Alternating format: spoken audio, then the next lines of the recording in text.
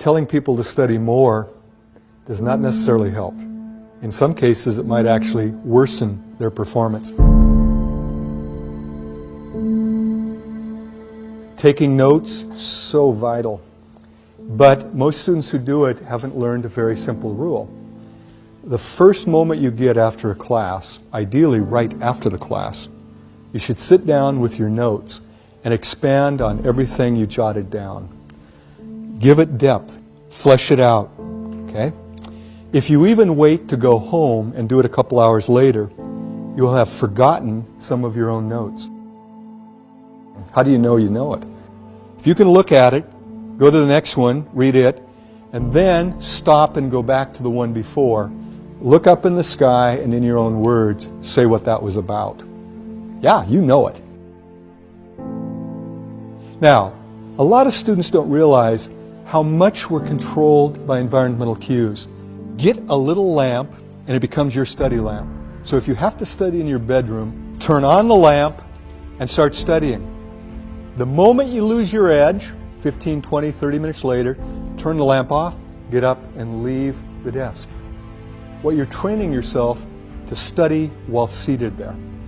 And it becomes increasingly automatic, as did the raising of the hand. You sit, turn the lamp on, and you're ready to go. It's like magic. Your brain has to be focused to be really studying, not time sharing back and forth. The more active you are in your learning, the more effective. And yet, increasingly, I have students who think studying is reading it over and over, and they're going to have some magical thing where they suddenly understand it and remember it well. First, you have to decide, what am I learning? Is it a concept or a fact? Okay? Understanding the name of a bone is a fact. Understanding what it does in the body gets into a concept. Okay? So, in studying, sometimes there are a lot of facts. In fact, I use anatomy as a good example. You got to memorize bones, muscles, organs, tissues, a lot of it. But if you simply memorize and don't understand the function of it, the comprehension of the actual concepts, it's a lot of wasted learning, really. Just to know a name of a bone is like, yeah, so what? But in most college classes, what we as professors are most concerned about is that you grasp the concept. Because concepts, once grasped, will stay with you a lifetime. Can you put the concept in your own words? If you can't, you don't really understand it. Okay? It's not meaningful to you. To make it meaningful is a struggle. It's probably the biggest struggle you have as a student. But it's a struggle you need to do, or you're wasting your study time. People are incredible at confusing recognition with recollection. Your visual recognition threshold is so great, you can see a person once, see them years later and go, I know you.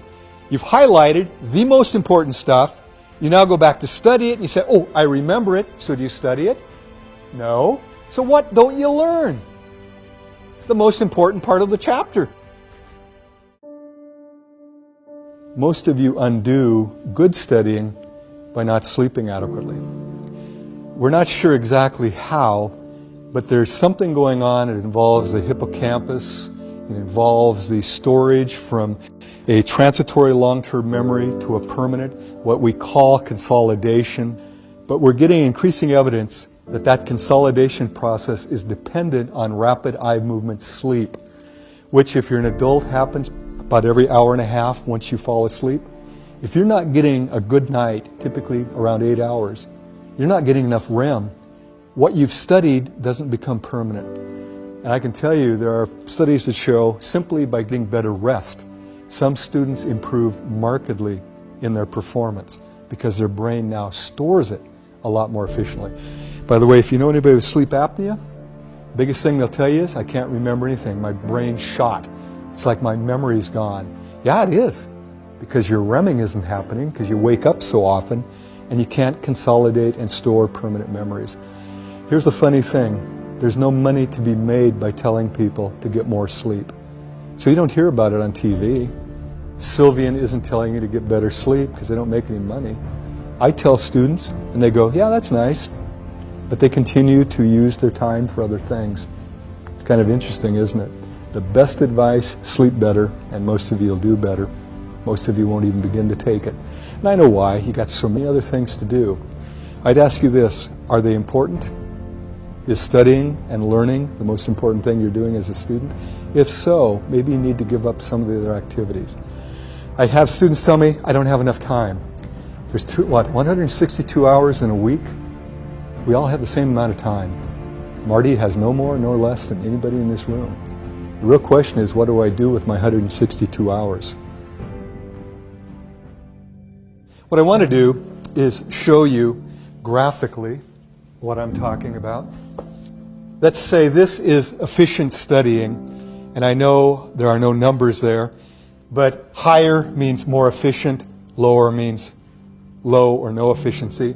And this axis, we're looking at time. Here's what happens for the average student. For her, 6 o'clock in the evening, after her supper at the residency dining hall, she plopped herself down at her little study area and started studying. But here's what happened. By about 6:30, she was in a major slump. But what was her goal? To study 6 hours. So she continued to sit at her little desk and stare at pages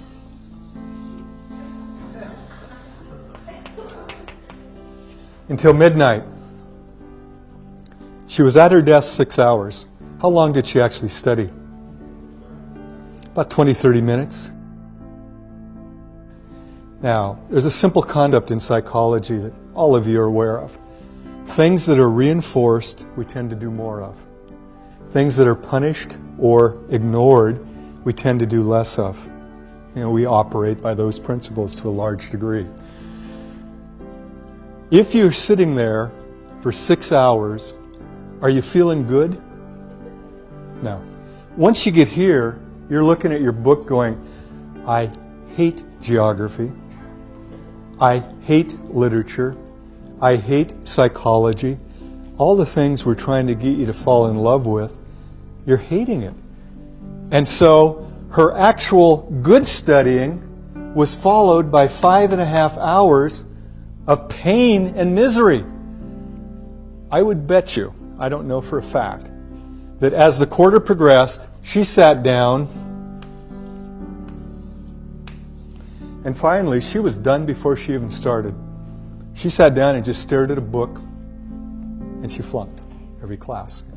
The moment you start to slide, you're shoveling against the tide.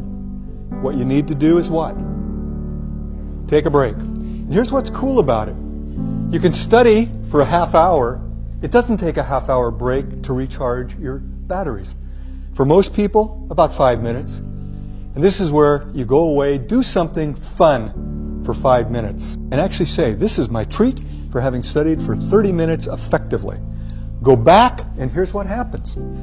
Your efficiency is nearly 100%. Study a half hour, take a break. Study a half hour, study a half hour. Now, had she done that over a course of 6 hours, she would have got about 5.5 hours of serious studying and about a half hour of total break time. SQ3R. Survey, that's the S. Question, that's the Q. Then you have 3 R's. Read, recite, review. So, how do you do the survey? These are not novels. In a novel, you wouldn't want to read the last page, would you? Find out who done it, it'd ruin the whole thing. But this is a textbook. So what you do is you actually go through the entire chapter. You look at pictures. Okay? What's this about apples? What's this about a duck-billed platypus? Okay. And what you're doing is you survey, you ask questions. It only takes a couple of minutes to survey a chapter in any class. As you're surveying, you simultaneously raise questions.